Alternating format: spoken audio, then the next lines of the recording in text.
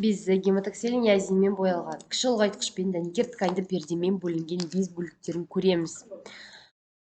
Дәнекер тканьды пердеде қан тамырлары мен шығару өзектері орналасқан. Бөлік ішінде секреторлық бөлік, ендірме, сызықтық жиегі бар шығару өзектері орналасқан.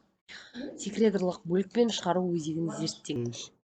Енді әрі қарай жалғастыратын болсақ, енді бұл шықшыт бездің препаратын қараған кезде, енді шықшыт безінің арасын бізде мынандай дәнекер ткандерді көре аламыз.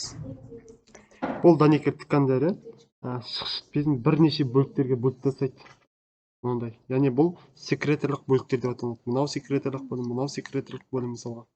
Енді секреторлық бөліктен кейін бізге белокты клеткалар қажет болады. Енді белокты клеткаларды көру үшін белокты клеткаларды жақындатып қараймыз.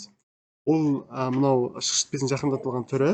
Осыны жақындатып қарайтын болсақ, каждый ненің арасында міне белокты клеткалар орналасады. Осылар белокты клеткалар. Мынау. Осының бәрі белокты клеткалар.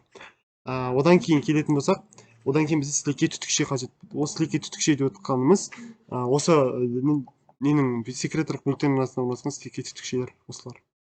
Сілекей түтікшелер болып табылады.